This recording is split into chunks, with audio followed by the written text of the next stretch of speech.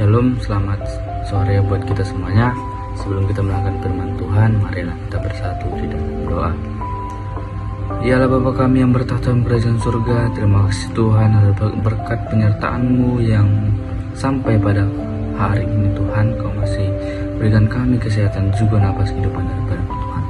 Sebentar kami akan mendengarkan sebagian dari firman-Mu Tuhan. Berkatilah berkata-katalah Engkau dalam hati dan pikiran kami Tuhan.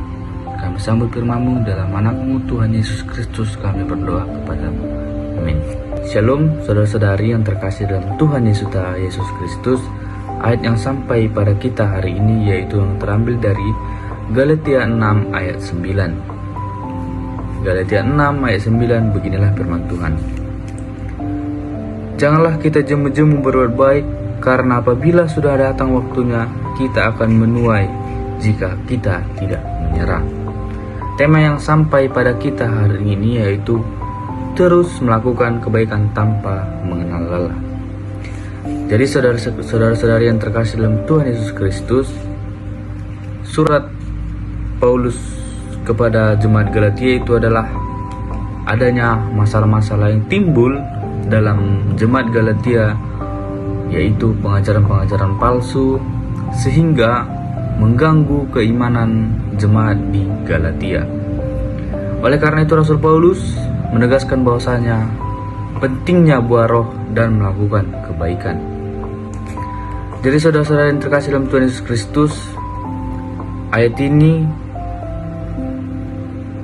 menceritakan bagaimana kehidupan seseorang akan mengalami kesulitan, kelelahan, dan juga kekecewaan. Jadi Rasul Paulus ini mengajarkan bahwasanya teruslah berbuat baik, karena adanya janji Tuhan yang akan disampaikan melalui kita jika melakukan kebaikan. Jadi saudara-saudara yang terkasih, ada pentingnya kita terus berbuat baik kepada Tuhan dan juga meminta pertolongan melakukan kebaikan, yaitu dari hikmat dari Tuhan itu sendiri, dan terus melakukan kebaikan. Jadi ada 4 pesan yang penting dalam kitab Galatia 6 ayat 9 itu. Yang pertama, setialah berbuat baik. Jadi saudara-saudari yang terkasih dalam Tuhan Yesus Kristus, Rasul Paulus menegaskan bahwasanya teruslah berbuat baik dan setia. Meski kita mengalami kejenuhan, kekecewaan, dan juga kesedihan yang kita dapatkan, kita dipanggil terus melakukan kebaikan tanpa mengenal lelah. Meskipun kita dibenci, dicaci, dibicarain dari belakang, janganlah berhenti melakukan kebaikan. Jadi yang kedua yaitu harapan akan penilaian. Jadi saudara-saudara yang terkasih dalam Tuhan Yesus Kristus, seseorang akan mengharapkan namanya feedback. Jadi jika seseorang melakukan kebaikan, ia akan mengharapkan kebaikan.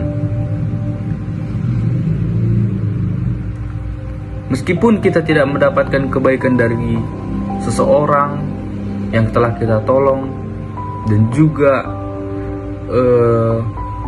kita tidak mendapatkan hal yang luar biasa dari seseorang, tetapi yakinlah dalam adanya janji Tuhan yang disampaikan di surat Paulus melalui jemaat Galatia itu adalah meyakinkan kita bahwa Tuhan akan mengambil setiap tindakan yang baik yang kita lakukan, dan juga Dia akan memberi imbalan yang layak dan tepat.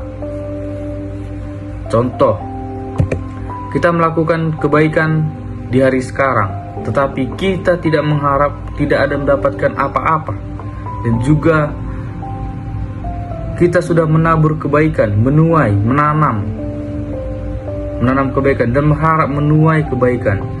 Kita tidak mendapatkan itu dari manusia. Jadi kita harus mendapatkan itu dari Tuhan. Tuhanlah yang akan menyempurnakan dan juga melayakkan kita seperti janji Tuhan, yaitu layak dan tepat pada waktunya. Jadi yang ketiga, saudara-saudara yang terkasih Tuhan Yesus Kristus, pentingnya ketekunan dan keteguhan. Jadi saudara-saudara yang terkasih, dalam seseorang yang beriman, jika kita melakukan kebaikan, tentu adanya godaan dan juga untuk menyerah.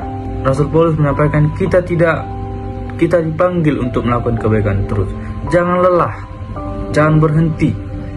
Ketika kita dimarahi, dicaci maki, direndahkan oleh sesama kita maupun dari sahabat kita, jangan menyerah melakukan kebaikan.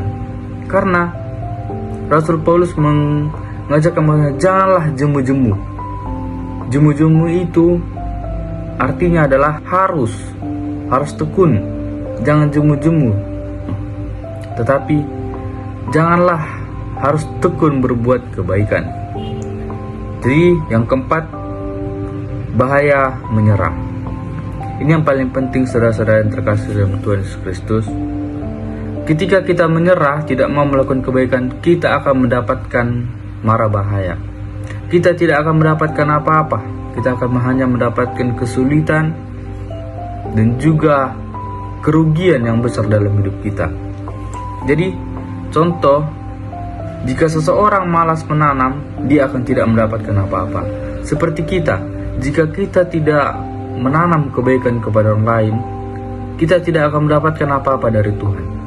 Kita tidak menjalankan apa yang seharusnya kehendak Tuhan yang kita lakukan.